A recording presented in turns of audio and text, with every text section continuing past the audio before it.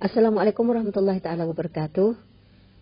Ikuti kepada kisah para anbiya yang mana kita akan bermula dengan kisah Nabi Adam alaihissalam. Sudah pernah, jangan lupalah ikuti. Tekan like, tekan share, tekan follow dan juga jangan lupa subscribe di dalam page Ilmu 02. Kisah Nabi Adam alaihissalam. Para pendengar, para penonton yang dihormati, seperti mana kita telah maklum tahu bahawa Nabi Adam alaihissalam adalah bapa kepada seluruh manusia. Tak terkala setelah mana bumi ini telah ditimpa dengan kesunyian, setelah mana makhluk yang telah mendiami, yang sebelum pada ni habis punah akibat angkara suka berkelahi dan juga saling berbunuhan sesama sendiri, menyebabkan Allah Subhanahu Wa Taala berhasrat untuk menciptakan sejenis makhluk baru yang akan mendiami bumi mengganti makhluk yang telah punah itu. Namun begitu, setengah pada setengah ulama tafsir yang berpendapat bahawa makhluk yang telah musnah itu ialah umat jin. Namun begitu, kita serahlah sahaja urusan ini kepada pencipta dan pengatur kehidupan ini, iaitu Allah Subhanahu Wa Taala, kerana dialah sahaja yang lebih mengetahui tentang kedudukan yang sebenar di dalam perkara ini. Dan siapakah pula orang yang akan dicipta oleh Allah Subhanahu Wa Taala untuk menjadikan khalifah di bumi sebagai pengganti makhluk-makhluk yang telah punah itu? Apakah dia dari bangsa jin atau makhluk asing yang baru? Memang katanya tidak. Dia ialah Adam terakhir, Adam yang akan memakan buah larangan, Adam yang akan menyebar generasi insan yang akan memenuhi muka bumi ini sampailah tiba kepada hari kiamat.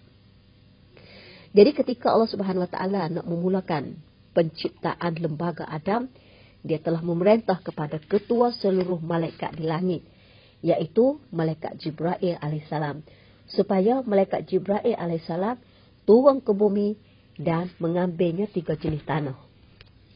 Nabi Adam alaihissalam dicipta daripada 3 jenis tanah.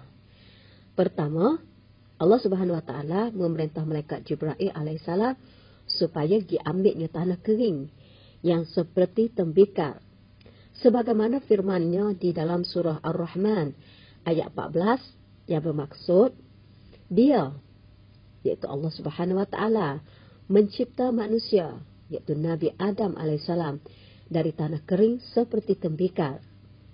Kedua, Allah Subhanahu Wa Taala memerintah supaya malaikat Jibril alaihissalam mengambilnya tanah liat kering yang berasal dari lumpur hitam ataupun selut hitam, sebagaimana firman-Nya dalam surah Al-Hijr ayat 26 bermaksud, dan sesungguhnya kami, Allah Subhanahu Wa Taala, telah mencipta manusia Nabi Adam alaihissalam dari tanah liat yang berasal dari lumpur hitam yang diberi bentuk. Ketiga, Allah Subhanahu Wa Taala memerintah malaikat Jibril alaihissalam supaya mengambil saripati tanah, sebagaimana firman Allah Subhanahu Wa Taala di dalam surah Al-Mu'minun ayat 12 bermaksud, sesungguhnya kami, Allah Subhanahu Wa Taala, telah mencipta manusia daripada saripati tanah. Mana katanya guna pakai istilah 3 jenis tanah sahaja yang akan diambil oleh malaikat Jibril alaihissalam dari bumi adalah kerana jenis tanah liat yang berasal daripada lumpur yang hitam yang diberi bentuk itu dikira sejenis tanah sahaja. Bukan tanah liat itu satu jenis, manakala lumpur yang hitam itu satu jenis tanah pula. Tapi kalau dikira tanah liat dan lumpur yang hitam itu 2 jenis tanah. Ini berarti unsur badan Nabi Adam alaihissalam dijadikan daripada 4 jenis tanah. Oleh itu, lebih baik diguna pakai istilah tanah liat berasal dari lumpur yang hitam itu sebagai satu jenis tanah sahaja. Sebab tanah lumpur yang hitam itu sudah bertukar menjadi tanah liat, dan sifat-sifat yang berlumpur hitam ketika diambil oleh malaikat Israel alaihissalam sudah tidak seperti keadaannya yang asal setelah ketiga-tiga malaikat yang terdahulu gagal mengambilnya. Gagal semacam mana? Mari kita dapat cerita bersama. Jadi keempat-empat malaikat menjalankan tugas masing-masing.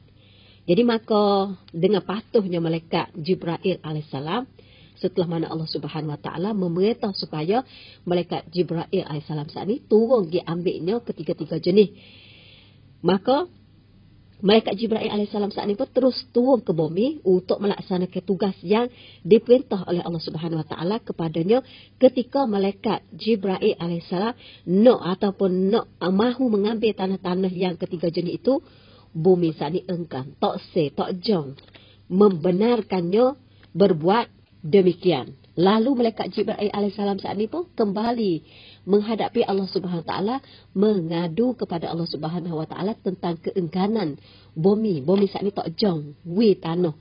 Sebahagian tanahnya, sebahagian diri dia ataupun diri tanahnya kepadanya seperti yang diperintah oleh Allah Subhanahu Wa Taala. Jadi kemudian Allah Subhanahu Wa Taala pun panggil pula malaikat Mikail alaihissalam untuk ganti malaikat Jibril alaihissalam yang gagal, tak jaya menjalankan kerjanya yang diperintah olehnya. Turunlah malaikat Mikail saat ini, malaikat Mikail alaihissalam ke bumi untuk ambil ketiga-tiga jenis tanah. Tetapi tanah saat ini tak jong ataupun ditegah, dijekah oleh bumi.